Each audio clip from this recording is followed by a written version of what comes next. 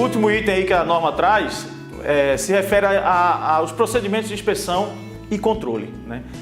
Essa norma agora, ela mantém a recomendação para a realização dos ensaios de resistência de aderência à tração direta, todo mundo conhece, o ensaio de arrancamento, que todo mundo já viu, só que tem umas alterações que são muito importantes. Primeiro, agora se recomenda a realização de ensaios de resistência superficial, além dos ensaios tradicionais que são feitos com o corte do embolso até alcançar a base. Então, no caso do tradicional, a aderência das placas ao embolso, o ensaio é feito com placas quadradas de dimensões de 10 por 10 centímetros, como já se fazia anteriormente. E no caso dos ensaios de resistência superficial, o ensaio é feito com um corte circular, uma plaquinha metálica circular de 5 centímetros de diâmetro. Esse ensaio não é feito corte no embolso. A placa é apenas colada e é feito o arrancamento, e aí você consegue determinar qual é a capacidade de suporte apenas daquela camada superficial. Essa é a primeira alteração. E a segunda alteração, que é muito importante, as pessoas perguntavam muito e era uma deficiência da norma anterior, era no que se refere à amostragem.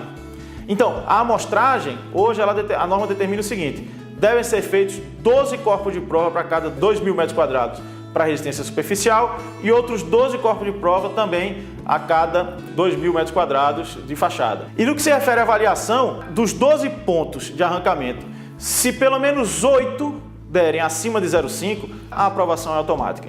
Se 8 derem acima de 0,3, porém abaixo de 0,5, deve-se consultar o projetista. Daí a obrigatoriedade de se ter um projeto de revestimento de fachada para ter alguém que responda por essa informação. Se a quantidade de valores de placas ensaiadas for inferior a 0,3 MPa, então aquele sistema está reprovado, e aí é um problema sério, porque vai ter que se pensar em como refazer aquilo e eventualmente até remover o revestimento para aplicar novamente de acordo com essa norma.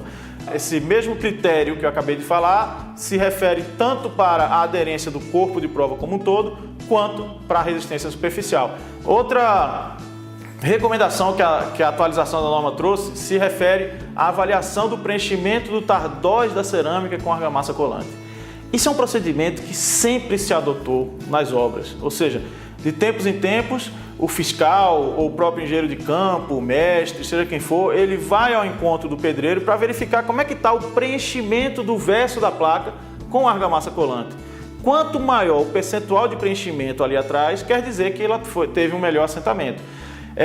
Agora, a norma traz, inclusive, critérios de aceitação para isso. Então, como é que funciona?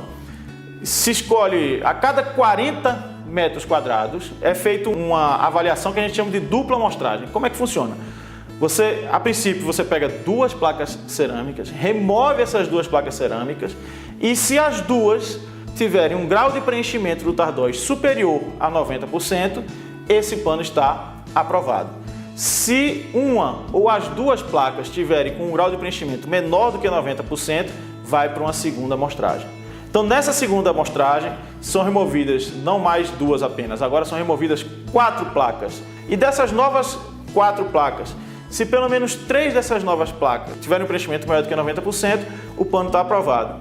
Se pelo menos 3 dessas 4 placas estiverem acima de 80%, o pano está aprovado com ressalvas. O que isso quer dizer? Se recomenda um treinamento da equipe. Se não alcançar em nenhuma dessas 2 situações, o pano está reprovado e deve-se recompor aquela área aplicando novamente o revestimento cerâmico. Aqui tem uma ilustração de como é feita essa avaliação. Então, a placa, assim que o revestimento é aplicado na base, a cerâmica ela é removida. Nesse caso, foi um caderno completo aí com 12 plaquinhas, mas aqui você consegue perceber claramente um percentual de vazios grande, portanto, o grau de preenchimento, nesse caso que está sendo mostrado aqui, por exemplo, é muito inferior aos 90% recomendado pela norma, portanto, nesse caso ela estaria sendo reprovada. Esse tipo de avaliação só reforça a importância, a necessidade do acompanhamento sistemático da execução da obra. Bom, então aqui são as principais alterações trazidas pela atualização da 13.755, que é a norma que aborda os revestimentos cerâmicos de fachada, solução tão utilizada em todo o Brasil. Espero que vocês tenham entendido os conteúdos, espero que vocês tenham gostado. A Tecomate espera trazer novos conteúdos, novas informações para vocês, e aí nos aguardem que coisas boas vêm por aí.